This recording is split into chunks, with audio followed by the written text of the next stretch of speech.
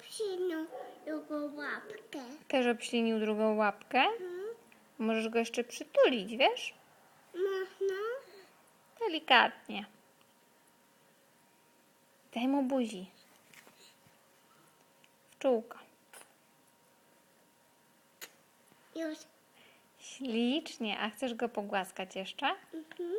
No to go pogłaskaj. Powiedz coś do niego. Nie lotaj ja moją układankę.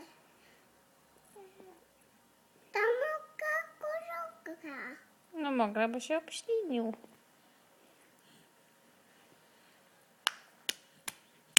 Mamy też osiną. No pewnie. Jest muka? Jesteś muka? Tak.